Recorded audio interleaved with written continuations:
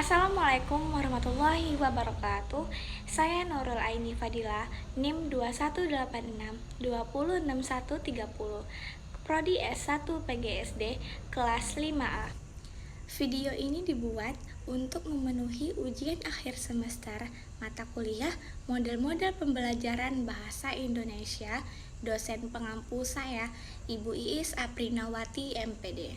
Nah, di video ini saya akan mempraktekkan cara mengajar dengan menggunakan model PBL, Problem Based Learning, pada kegiatan intinya saja dengan modul bahan ajar bahasa Indonesia kelas 3 fase B elemen menulis.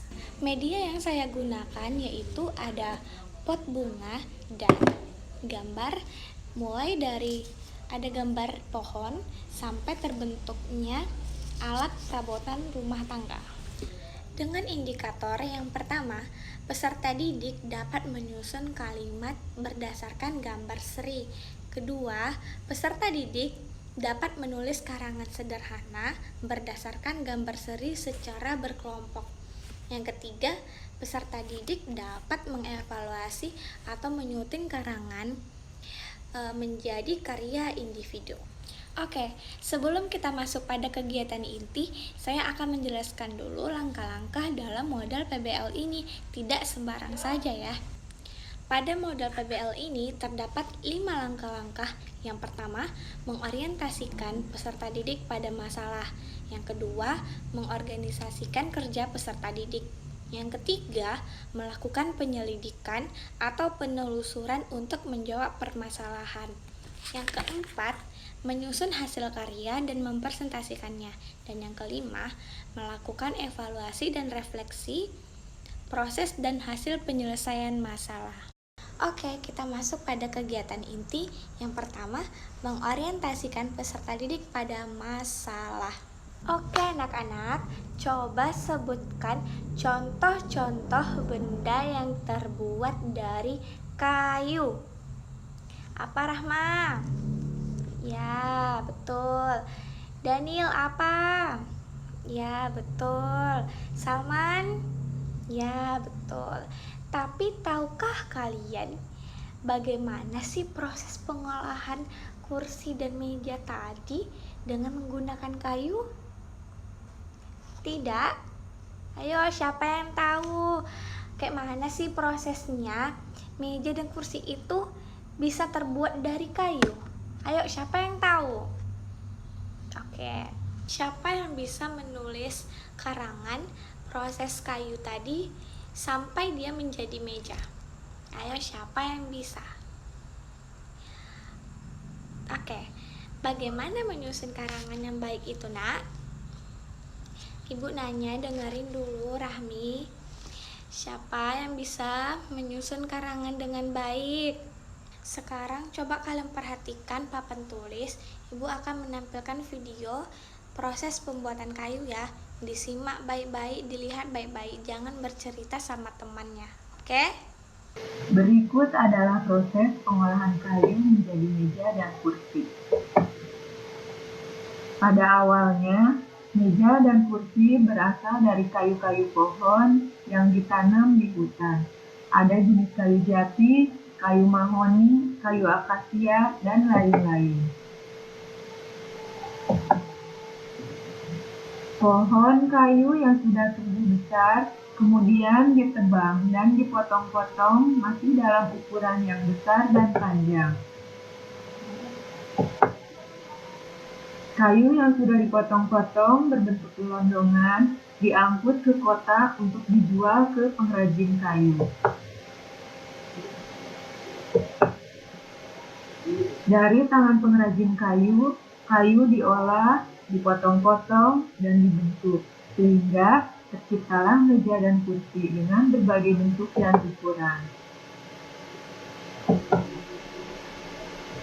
Kursi dan meja yang sudah jadi dijual di toko mebel. Nah, di toko mebel, kursi dan meja dipajang dan dijual. Para pembeli yang ingin membeli kursi dan meja akan mengunjungi toko mebel. Yang kedua, mengorganisasikan kerja peserta didik. Anak-anak ibu bentuk kelompoknya 2 kelompok saja. Yang di kanan ibu ini dari depan sampai belakang itu kelompok A, dan yang kiri ibu dari depan sampai belakang itu kelompok B ya. Yang ketiga, melakukan penyelidikan atau penelusuran untuk menjawab permasalahan. Oke, ibu akan kasih kalian kertas tiap kelompok. Tapi yang ribut Ihsan, jangan ribut, jangan ganggu-ganggu temannya. Ibu akan kasih kalian kertas ini, kerjakan sama-sama ya per kelompoknya. Gambar seri ini nanti kalian tempelkan di kertas yang sudah ibu kasih tadi ya. Kerjanya sama-sama. Yang keempat, menyusun hasil karya dan mempresentasikannya. Ini hasil dari kelompok A. Ini salah ini nak, urutannya nak. Coba kalian lihat baik-baik lagi. Ini yang pertama apa nih bacaannya? Kayu yang berasal dari hutan, iya. Yang pertama, yang kedua, ada orang menebang pohon, iya. Yang ketiga, lalu dibentuk oleh tukangnya. Yang keempat, kemudian kayu itu dibawa, kemudian dijual. Kayu siap diolah menjadi meja, kursi, jam. Ini kebalik ini sayang ibu. Coba lihat baik-baik. Setelah ditebang pohonnya, masa langsung dibikin? Terus mobil ini? Iya, dibawa dulu sama orangnya, baru dibawa ke sini. Dan ini kenapa langsung dijual? Terus ini jadi dulu meja sama kursinya nak, barulah dijual. Gitu, perbaiki lagi ya. Selanjutnya kelompok B ke depan ya, presentasikan hasil tugas kalian. Nah, ini dia punya kelompok B, kita lihat sama-sama ya. Kayu diambil dari pohon, iya. Kayu ditebang dengan ukuran yang sama. Kayu dibawa ke kota, oke. Kemudian diolah oleh pengrajin kayu, ya. Kursi dan meja yang sudah jadi, oke. Di toko mebel, kursi dan meja dijual dan dibeli oleh pembeli. Iya, kelompok B sudah benar ya dalam mengurutkan gambar dan menulis kalimat berdasarkan gambar. Kita kasih tepuk tangan dulu ya. Yeay. Yang kelima, melakukan evaluasi dan refleksi proses dan hasil penyelesaian masalah. Sekarang kalian buatlah kalimat yang benar sesuai gambar ini ya nak. Dibikin kalimatnya yang benar. Pakai tanda ejaan dan bacaan yang tepat ya dalam buat kalimat berdasarkan gambar ini, jangan sembarang aja kalian isi. Oke? Ibu tunggu ya.